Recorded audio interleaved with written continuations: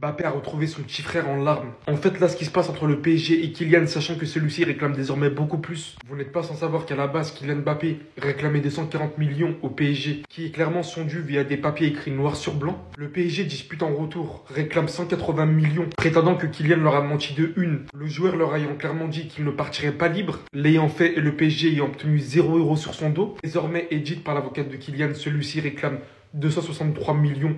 Donc 23 millions de plus. Est-ce que c'est lié ou pas? Pour moi, Kylian montre clairement une rancœur contre le PSG actuellement. Toujours par les dits de l'avocat, où elle cite que son petit frère a été retrouvé en larmes dans les vestiaires par Kylian, où celui-ci aurait subi de l'harcèlement moral, mise à l'écart du groupe, non-participation à des matchs. En tout cas, si c'est le cas, c'est vraiment pas top de la part du Paris Saint-Germain d'avoir fait subir ça au petit frère qui n'a rien à voir avec lui. Mais d'un autre côté, pour que Kylian ne lâche pas ce dossier, on ajoute, en fait des caisses, réclame beaucoup plus, c'est qu'il porte vraiment une sacrée haine, en tout cas contre les dirigeants. Franchement, je sais pas comment ce dossier va se terminer, mais ils sont littéralement, même si vous allez me dire que c'était déjà le cas, ils sont en train de se briser. Et certains supporters du PSG, ils sont en train de développer une sacrée haine contre le joueur. Ça faisait longtemps, Mbappé PSG, épisode 1948. Maintenant, Mbappé réclamerait 240 millions de dommages et intérêts au PSG suite à son départ en 2024. Pour ceux qui l'auraient oublié, Mbappé il est en conflit avec le PSG parce qu'apparemment le PSG lui aurait pas reversé une partie de son salaire et surtout des primes qui s'élèvent à 55 millions. Donc là, avec les dommages et intérêts, il demande 240 millions. Mais là, le PSG en retour, il réclame 180 millions d'euros parce qu'il n'aurait pas respecté sa promesse de partir sous contrat vu qu'il est parti librement. Moi, je vais vous donner mon avis. Pour moi, Mbappé là, il choisit l'argent plutôt que son image parce que même si le PSG est en tort et doit lui reverser toutes ces sommes, et en même temps, tu dis que t'es attaché au PSG parce que t'as fait X années là-bas, t'es le meilleur buteur du PSG all time, donc t'es considéré un peu comme une légende là-bas, mais en même temps, tu leur demandes 240 millions, c'est pas logique. Et en même temps, le timing, il est tellement mal choisi, ils viennent de gagner la Ligue des Champions sans toi, tout en déclarant si je liais mon avenir à la Ligue des Champions, je serais parti très loin du PSG. Donc en voyant tout ça, est-ce que ça vaut le coup de salir autant son image? Parce que certes, il y a des millions en jeu,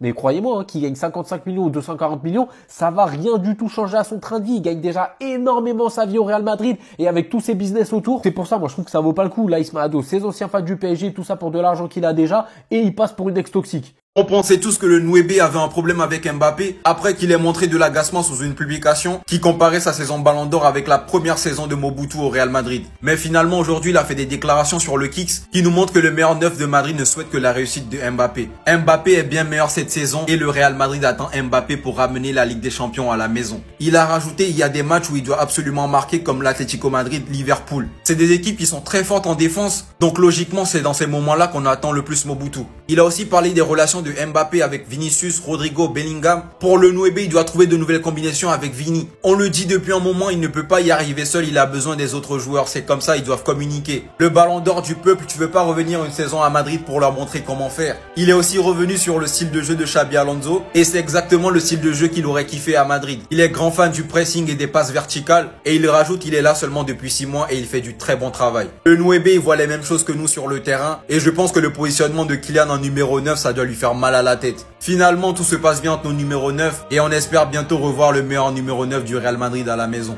Après les polémiques au Real Madrid concernant Xabi Alonso et son père, encore une fois, Bellingham fait polémique avec l'équipe d'Angleterre pour les mêmes raisons. Au final, on pourrait se demander si Bellingham fait trop la star ou c'est juste les médias qui veulent nous rentrer dans la tête. Thomas Tuchel l'a recadré hier après sa sortie contre l'Albanie. Chaque joueur doit accepter les décisions difficiles avant et pendant le match et respecter ses coéquipiers. Pour Tuchel, le comportement est primordial. Même si quelqu'un n'est pas content, nous ne changerons pas d'avis simplement parce qu'il fait des signes. C'est une mauvaise impression car il devrait s'agir du collectif. Et 2 semaines auparavant, Romain Molina nous confirmait les problèmes de comportement de Bellingham. Bellingham ferait partie du trio qui mène la vie dure à Xabi Alonso. Sous l'influence de son père, il ignorerait régulièrement les consignes, jouant en attaque alors que Xabi Alonso le veut au milieu. Vous vous rendez compte à quel point Xabi Alonso a été exemplaire suite à la sortie de Vinicius lors du Classico contre le Barça, parce que lui, au contraire de Tuchel, n'a pas essayé de descendre son joueur. Malgré tout, Ian Wright, une légende de l'équipe d'Angleterre, a défendu Bellingham après les critiques des médias anglais. Ils ont besoin de créer ce genre de polémique parce qu'ils n'ont rien d'autre à dire avant la Coupe du Monde. Ils sont furieux de ne pas pouvoir nuire à sa carrière en club comme ils l'ont fait avec d'autres avant lui. La grande classe, Karim Benzema qui encourage Kylian Mbappé au Real Madrid, vous vous y attendez pas, hein. Il a déclaré, je cite, Mbappé est bien meilleur cette saison, le Real Madrid attend Mbappé pour ramener la Ligue des Champions à la maison. Marquer des buts n'est pas nouveau pour lui. Il l'a fait au PSG et au Real Madrid, il va en marquer beaucoup plus. Après, il a dit ce qu'on attend de Kylian, c'est que lorsqu'il aura l'occasion, il marquera. C'est la philosophie du Real Madrid. Le Real Madrid a grand besoin de lui. Il y a des matchs où il doit absolument marquer, comme contre l'Atlético Madrid, Liverpool. Ce sont des équipes qui jouent en défense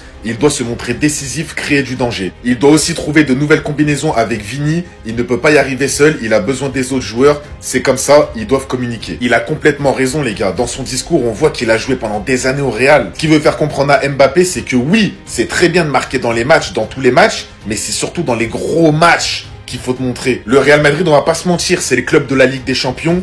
Si t'es pas performant dans cette compétition-là, ça sert à rien. Ensuite, tout ce qui est de leur relation, c'est vrai que Benzema et Mbappé en équipe de France, quand Benzema était revenu, Mbappé et Benzema, ils s'entendaient grave bien, on les voyait tout le temps ensemble. Et d'un coup, bah, disparu, on les voyait plus ensemble. Mais bon, on voit qu'il n'y a pas de rancune entre les deux, je pense qu'ils se respectent. C'est pas les meilleurs amis du monde, mais je pense qu'il y a quand même du respect. Surtout qu'Mbappé vient de rejoindre le Real. Le Real, c'est le club mythique de Benzema, donc se faire une petite guéguerre, ce serait bête. Et si on pouvait rêver? Écoutez. Los partidos de Madrid. En Europa te quieren, en Madrid te idolatran. ¿Qué pensamiento tienes tú cara al futuro? Tengo pronto en diciembre 38. Es claro que estoy en fin de contrato aquí. Me veo como 2 años más en el fútbol. No te puedo decir. ¿Y Xabi Alonso? Recuerdo cuando jugamos juntos, es igual como entrenador. Par pitié, Papiniere, va chercher Benzema. T'es parti le chercher à Lyon, là-bas, à Bron, dans les cités, tu l'as ramené à Madrid. Va en Arabie Saoudite, tu l'as ramené, s'il te plaît, por favor. Il n'y aura pas besoin de l'acheter avec une montre comme à l'ancienne, il est plein. Il joue pour l'amour du club, du maillot. T'inquiète, je sais que t'es un peu radin sur les bords, t'es en train de mettre de la NFL pour Renta. Et je sais que ces temps-ci, tu pilles à 20 tas, t'es pas très concentré, donc j'ai la solution. Je viens de lire que David Alaba attend un appel du club pour discuter. L'appelle pas. Vire-le! 22 millions d'euros par an! Le deuxième meilleur salaire du club, vire-le s'il te plaît, por favor. Même tu divises le salaire à Benzema, donne-lui que 10. Garde le reste dans ta poche en bénéf. Augmente les places du Bernabéu, s'il te plaît, fais un truc. Tu l'as entendu parler? Xabi, son style de jeu, exactement ce que j'aime, le pressing, les passes verticales. Oh là là. Xabi, il est dans un casse-tête. Il sait pas comment solutionner tous nos problèmes offensifs. Por favor, le Benzema, s'il te plaît. Pérez, t'aimes bien les stats, ben tiens. Valentino, je t'avoue un truc. Moi, quand ça va pas dans ma vie, je tape Benzema.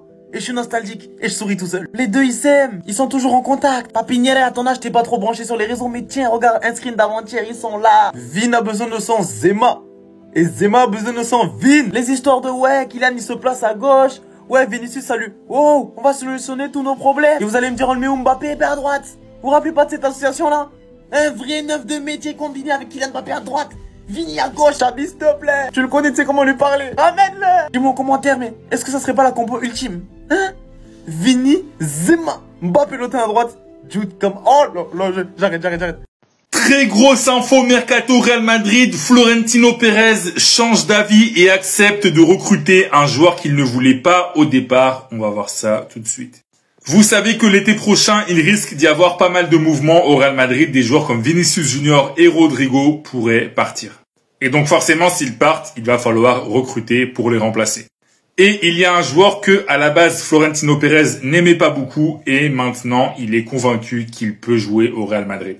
Ce joueur, c'est Erling Haaland. Voilà, je le présente pas, vous le connaissez tous, enfin j'espère. Et à la base, Florentino Pérez, il n'était pas vraiment convaincu par son profil. Mais dernièrement, les choses ont changé et désormais, Pérez estime que Haaland est un joueur capable d'être une star au Real Madrid. Voilà, je vous mets la source, c'est Defensa Central, Haaland convainc pour la première fois Florentino Pérez. Et rajoute que pour la première fois, le Real Madrid envisage de recruter Haaland pour 2026. Alors c'est vrai que ces dernières années, il y avait déjà eu des rumeurs concernant Haaland et le Real Madrid, mais ça ne venait pas vraiment de Florentino Pérez. Ça venait soit des coachs, soit d'autres dirigeants. Mais là, Pérez, il accepte de recruter Haaland.